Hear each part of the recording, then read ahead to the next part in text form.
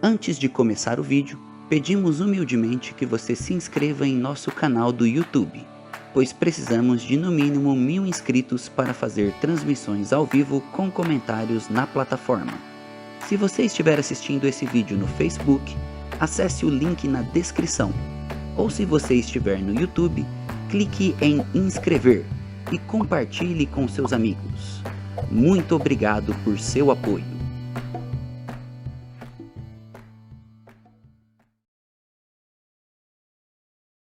O capítulo 13 de Apocalipse, talvez um dos capítulos mais discutidos e mais falados. Esse capítulo fala sobre as duas bestas. Nós acabamos de estudar no capítulo 12 sobre os primeiros 5 sinais.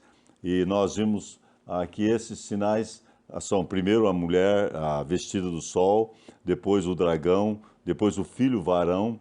Depois do filho varão nós vimos a guerra no céu e esse acontecimento é de suma importância.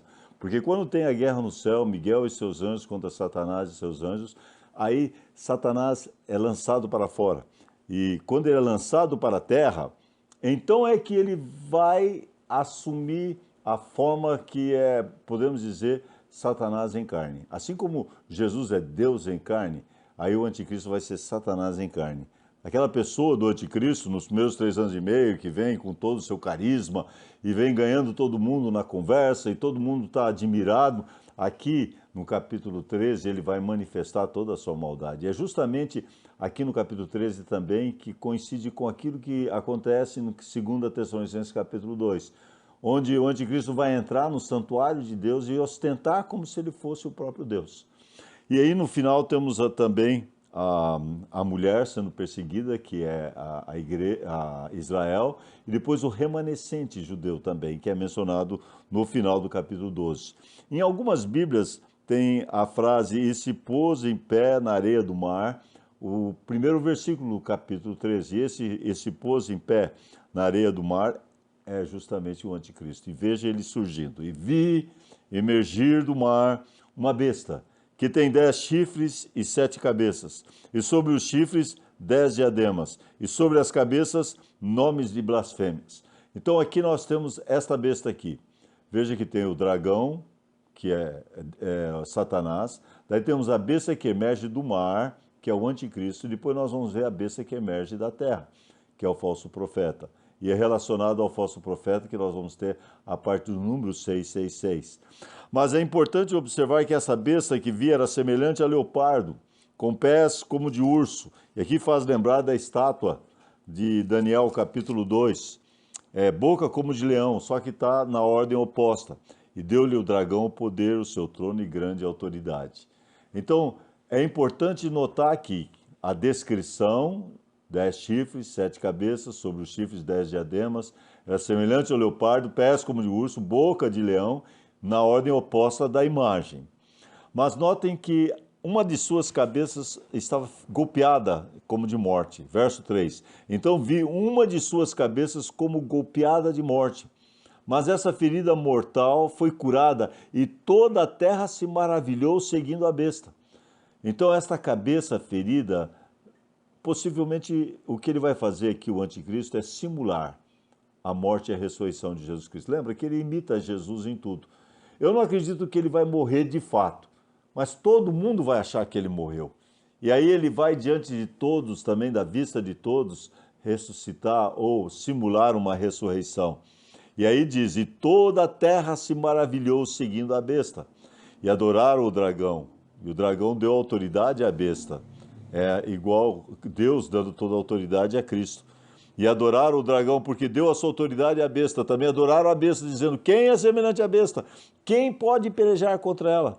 Foi-lhe dado uma boca que proferia arrogâncias e blasfêmias e autoridade para agir por 42 meses, que são 3 anos e meio. Aqui são os últimos 3 anos e meio da tribulação. E abriu a boca em blasfêmia contra Deus para difamar o seu nome e difamar o tabernáculo, a saber, os que habitam no céu. E vemos que é exatamente isso que o anticristo vai estar fazendo. Esse desenho aqui mostra, então, Babilônia, Medo-Pérsia, Grécia, Império Romano e daí os 10 dedos do pé sendo a Europa. Mas aqui é nessa sequência que é visto Grécia, Medo-Pérsia e a Babilônia. Mas as palavras são blasfêmia contra Deus, blasfêmia contra o tabernáculo, blasfêmia contra os santos.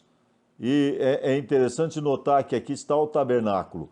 E por quê? Porque o tabernáculo, o templo vai ser erigido novamente lá onde está aquela mesquita de Omar, como nós falamos do capítulo 11. Ali naquele lugar o templo vai ser levantado novamente. Existem alguns nomes interessantes. Aqui a gente pode fazer a comparação, e eu não tenho aqui os contrastes, mas nós tínhamos um estudo que tinha Cristo e Anticristo, o contraste entre os dois. Mas o Anticristo aqui, ele é chamado o Rei da Babilônia, ele é chamado Estrela da Manhã, mesmo nome que é dado também para Satanás, é dado ao Anticristo. O pequeno chifre, o príncipe que há de vir, o homem da iniquidade, o filho da perdição, o iníquo, o Anticristo, que é o tema mais conhecido, e a besta, como vimos aqui, a besta que emerge do mar. Agora, uma parte importante também é notar nos versos 8 a 10. Nos versos 8 a 10, nós observamos que na tribulação não vai ter jeito de esconder. A pessoa que é salva mesmo, porque se ele ceder e receber a marca do anticristo, ele cedeu, foi para o cativeiro, para o cativeiro irá. Então não tem jeito de desmarcar. Uma vez marcado, ele é marcado. E por isso que durante a tribulação, aqueles que cedem ao anticristo e são marcados, esses vão para o cativeiro. E diz aqui, se alguém leva para o cativeiro vai. Se alguém matar a espada, é necessário que seja morta a espada. Aqui está a perseverança e a fidelidade dos santos. Mas agora temos a segunda besta.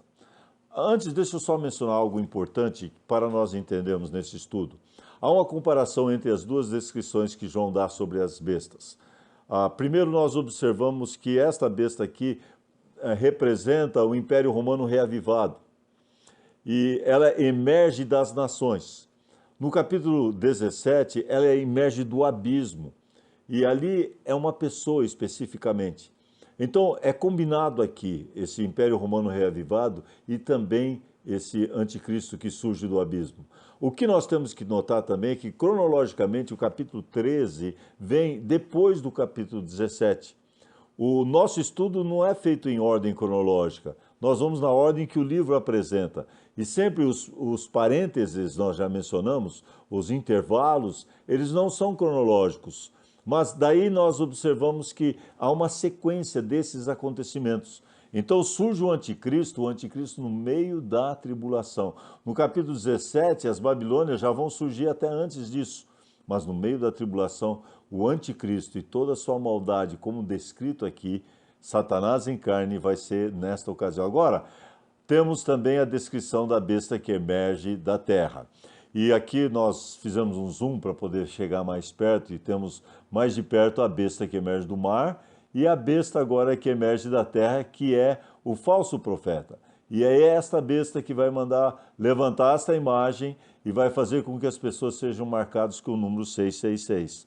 Então veja a descrição. Vi outra besta emergir da terra que possuía 2 chifres, parecendo o cordeiro, mas falava como dragão. Exerce toda a autoridade da primeira besta na sua presença. Faz com que a terra e seus habitantes adorem a primeira besta, cuja ferida mortal foi curada. Também opera grandes sinais, de maneira que até fogo faz descer do céu sobre a terra diante dos homens. Seduz os que habitam sobre a terra, por causa dos sinais que lhe foi dado executar diante da besta, dizendo aos que habitam sobre a terra que faça uma imagem à besta, aquela que foi ferida à espada e sobreviveu. Ele foi dado comunicar fôlego à imagem da besta. Essa imagem que vai ser levantada vai ter capacidade de falar. E isso vai ser uma forma demoníaca. Então vai conseguir com que a imagem falasse. E todos que não adorassem, a exemplo do templo de Nabucodonosor, seriam lançados na fornalha de fogo, todos que não adorassem seriam decapitados, mortos. A todos, pequenos, grandes, ricos, pobres, livres, escravos, faz com que lhes seja dada uma certa marca sobre a mão direita e sobre a testa. Esta é a marca da besta. Tem muitas pessoas hoje pensando que é um chipzinho. Há muita especulação. O sistema 666 já está preparado. Nós observamos como todos são cadastrados. Todos nós temos nossa numeração, né? 705, você sabe rapidamente. Você quer CPF na nota e você vai passando esse número. E esse número também é visto nos outros países de outra forma, mas todas as pessoas são cadastradas. E somos seguidos, sabe? Nós olhamos o nosso celular, nós estamos sendo seguidos constantemente. E imagina tudo isso na mão do anticristo. Esses dias mesmo, com o coronavírus, nós observamos como que eles sabem tudo o que está acontecendo com as pessoas, onde que as pessoas estão. Justamente o anticristo vai ter esse poder nas suas mãos, vai poder fazer com que todos, se não tiverem a marca na testa, na mão, não poder comprar ou vender. Agora vem a parte do número que todo mundo fica especulando, para que ninguém possa comprar ou vender, senão aquele que tem a marca, o nome da besta, o número do seu nome. Aqui está a sabedoria. Aquele que tem entendimento, calcule o número da besta, pois é número de homem. Ora, esse número é 666, 666. Eu sei que tem havido muita especulação. Na época da Segunda Guerra, falaram anticristo, é o Hitler. Depois pessoas apontavam Kissinger, depois meu irmão até falava do Obama. Pessoas gostavam de apontar. Uma das pessoas que apontaram muito nos séculos passados e por muito tempo era o Papa. Mas sabemos que nós não estamos esperando o anticristo, nós estamos esperando Jesus Cristo. Portanto, nós temos que estar preparados, porque a qualquer instante Jesus Cristo vai voltar e daí vai se manifestar o anticristo. Deixa eu tomar um pouquinho de água, daí nós vamos entrar no capítulo 14. Capítulo 14. Aqui no capítulo 14, nós temos novamente os 144 mil. E esses 144 mil são mencionados no capítulo 7 e depois aqui no capítulo 14. O Cordeiro é Cristo. O Monte Sião não é o monte terreno, mas o celestial. E o autor de Hebreus fala em Hebreus 12, 22 a 23. Os 144 mil são as mesmas testemunhas que são mencionadas, seladas ali no capítulo 7. Elas estiveram na terra durante a primeira metade desses 7 anos, testemunharam e muitas pessoas receberam a Cristo como Salvador e receberam os selos na testa. Aí nós observamos que esses 144 mil, eles são vistos nos céus. Olhei e eis o Cordeiro em pé sobre o monte Sião, e com ele 144 mil, tendo na fronte escrito o seu nome e o nome do seu pai. Ouvi a voz do céu como voz de muitas águas, como voz de grande trovão. Também a voz que ouvi era dos arpistas, quando tange a sua harpa, e entoavam um novo cântico diante dos 4 seres viventes, dizendo, e ninguém podia aprender o cântico, senão os 144 mil que foram comprados da terra. São estes, olha só a descrição, que não se macularam com mulheres, porque são castos. São eles seguidores do Cordeiro por onde quer que vá. São os redimidos dentre os homens, primícias para Deus e para o Cordeiro.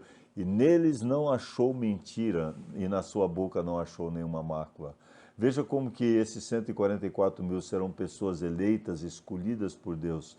Lembra que serão 12 mil de cada uma das tribos de Israel. E essas pessoas serão homens, porque diz aqui, serão castos, serão homens, não se contaminaram com mulheres. Então veja, Deus vai preparar estas pessoas para dar esse testemunho durante o período da tribulação. E depois de terminar esse testemunho, eles vão ser levados para o céu. E aí eles são vistos no Monte Sião, no céu. Agora temos algumas vozes que vão ser entoadas. 3 anjos. O primeiro anjo vai pregar o evangelho eterno. O segundo anjo anuncia a queda da Babilônia. E o terceiro anjo adverte sobre a condenação dos seus seguidores. Hoje eu estou ficando com sede demais. Acho que é para fazer propaganda do acampamento Harmonia, onde há a verdadeira alegria. Mas veja, o primeiro prega o evangelho eterno. E ao pregar o evangelho eterno, nós temos que entender que esse evangelho é um evangelho de juízo. Ele é diferente dos outros evangelhos. Temos o evangelho do reino. O evangelho do reino foi pregado pelos apóstolos, foi pregado nos evangelhos. Depois nós observamos que ele vai ser pregado também durante o período da tribulação e vai ser manifestado no final, no milênio. Então esse é o evangelho do reino. Mas temos o evangelho da graça. E nós estamos vivendo nesse período do evangelho da graça, da igreja. E nós sabemos que esse evangelho, judeu e gentil, são unidos da mesma maneira através do sangue de Jesus Cristo. Então não há diferença entre judeu e gentil. Mas esse evangelho é diferente. Esse evangelho é um evangelho de juízo. Ele não é boas novas, não. Mas um anjo vai dar conta de pregar esse evangelho no mundo inteiro. Nós estamos aí com tantas pessoas pregando o evangelho, tentando levar o evangelho para o mundo inteiro, e um anjo só dá conta do recado. Mas notem que esse anjo então vai estar anunciando o evangelho eterno para cada nação, tribo, língua e nação, dizendo: a hora do juízo é chegada. Adorai aquele que fez o céu, a terra, o mar e as fontes das águas. Mas notem em seguida o segundo anjo. O segundo anjo diz: seguiu-se outro anjo, o segundo, dizendo: caiu, caiu a grande Babilônia, que tem dado a beber todas as nações do vinho da fúria da sua prostituição. E aqui anuncia a queda da Babilônia. Depois temos o terceiro anjo. Seguiu-se a esse outro anjo, o terceiro, dizendo em grande voz: se alguém adora a besta e a sua imagem, recebe a sua marca na fronte e na sua mão, também esse beberá do vinho da cólera de Deus, preparado sem mistura do cálice da sua ira, e será atormentado com fogo e enxofre diante dos santos anjos e na presença do Cordeiro. E aqui nós observamos o inferno descrito aqui, né? Fumaça do tormento, pelos séculos dos séculos, para sempre e sempre. E as pessoas que recebem a marca vão ser atormentados para sempre. Mas segue a quarta voz. A quarta voz descreve as pessoas que morrem no Senhor. Bem-aventurados os mortos que desde agora morrem no Senhor. Sim, diz o Espírito, para que descansem das suas fadigas, pois suas obras o acompanham.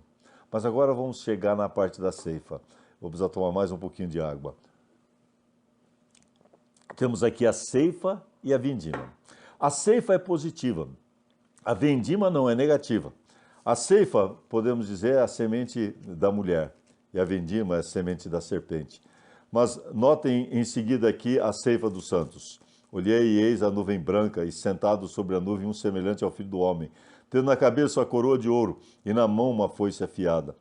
Outro anjo saiu do santuário, gritando em grande voz para aquele que se achava sentado sobre a nuvem: toma tua foice e ceifa, pois chegou a hora de ceifar, visto que a seara da terra já amadureceu. E aquele que está sentado sobre a nuvem passou a foice sobre a terra, e a terra foi ceifada. Lembra então, Cristo é o Filho do Homem, ele é o semeador e também o ceifeiro. A semente da mulher fornece a ceifa, enquanto a semente do dragão fornece a vindima. Agora vamos ver a vindima, que é a ceifa dos pecadores. Então saiu do santuário, que se encontra no céu, outro anjo, tendo ele mesmo na mão uma foice afiada. Saiu ainda do altar outro anjo, aquele que tem autoridade sobre o fogo, e falou com grande voz ao que tinha a foice afiada, dizendo: toma tua foice afiada, ajunta os cachos da videira da terra, porquanto as suas uvas estão amadurecidas. Então o anjo passou a foice da terra, e vindimou a videira da terra, e lançou-o no grande lagar da cólera de Deus. Aqui nós temos uma figura muito importante de entendermos. O lagar é o lugar onde se espreme as uvas. E aqui descreve Jesus voltando na sua segunda vinda e pisando o lagar da ira, da cólera do Deus Todo-Poderoso. E aqui descreve ainda mais detalhes o que isso vai acontecer. E o lagar foi pisado fora da cidade, isso é fora de Jerusalém. E correu sangue do lagar até os freios dos cavalos, uma extensão de 1.600 estádios. Sabe quanto que é isso? Não é estádio de futebol, não. São 300 quilômetros de sangue. Pode imaginar que vai correr desde o Carmelo até a parte sul, passando embaixo ali do Mar Morto. Toda essa extensão, 300 quilômetros de sangue. E esse sangue vai correr, um rio de sangue no Vale de Jeosafá. Nós vamos explicar no capítulo 16 um pouquinho mais sobre esse Vale de Jeosafá, Monte Megido, e o lugar onde se dá a Batalha do Armagedon. E em hebraico a palavra significa montanha de Megido, mas adicionado isso temos o Vale de Jeosafá, que fica ao leste de Jerusalém. E está ali também o Monte das Oliveiras, onde Cristo vai voltar em glória, vencendo, vem Jesus. Mas vamos finalizar a aula de hoje. Eu gostaria de dar uma pequena ilustração que às vezes tenho contado. Era sobre um homem que aos 18 anos ele se envolveu numa briga no bar. E ao se envolver nessa briga no bar, ele matou uma pessoa. E ele foi levado diante da corte e, chegando lá, um advogado se prontificou a lhe defender. E ele defendeu esse homem que tinha matado e disse que foi em autodefesa E o juiz, então, deu a sentença de absolvição. Passaram-se 20 anos e esse homem se envolveu numa briga novamente, num bar novamente. E novamente tirou a vida de uma pessoa. Aí ele foi levado diante da corte e desta vez, quando ele chegou lá, ele ficou muito feliz porque ele olhou e viu que o juiz era justamente aquele advogado que lhe havia defendido. Ele disse, agora sim, eu vou ser absolvido novamente. Mas qual foi a sua surpresa? Que quando foram feitas as acusações e ele foi sentenciado, e o juiz disse, sentença de morte por causa de ter matado um homem. Ele ficou desesperado e falou, mas como? Como, senhor? O senhor é o mesmo que me absolveu, que foi meu advogado, me defendeu, agora o senhor está me dando essa sentença? Aí o homem ali, o juiz disse, naquela época eu era seu advogado, agora eu sou o seu juiz. Veja que nós temos que sempre lembrar que Deus é bom, mas Deus também é justo. Deus hoje está chamando, vinde a mim todos os que estão cansados e sobrecarregados. Ele é hoje aquele nosso advogado que está nos defendendo. Ele quer que você entregue sua vida a Jesus. Mas se você não o aceitar, se o rejeitar, ele vai ser o juiz que vai dizer, apartai-vos de mim, malditos, para o lago de fogo, para a eternidade em tormentos. Eu espero que você, que está assistindo, tenha certeza de encontrar-se com Jesus e ter a salvação. Vamos orar. Senhor, abençoe a cada um desses que estão assistindo esse vídeo, mas especialmente se tem alguém que está assistindo que ainda não conhece a Cristo, que possa tomar essa decisão. Afinal, vai ser um tempo terrível aqui sobre a terra. Mas nós preferimos que a pessoa fique assustada e não vá para o inferno, e vá para o céu, recebendo Jesus Cristo como Salvador. Em nome de Jesus nós oramos. Amém. A primeira Igreja Bíblica de Araçatuba posta este vídeo para a edificação das pessoas que assistem, mas incentivamos você a sempre frequentar e participar do culto e ministérios em sua igreja local, seguindo a ordem de Hebreus 10:25, que diz, não deixemos de congregar como é costume de alguns, antes admoestamo-nos uns aos outros, tanto mais quanto vedes que vai se aproximando aquele dia.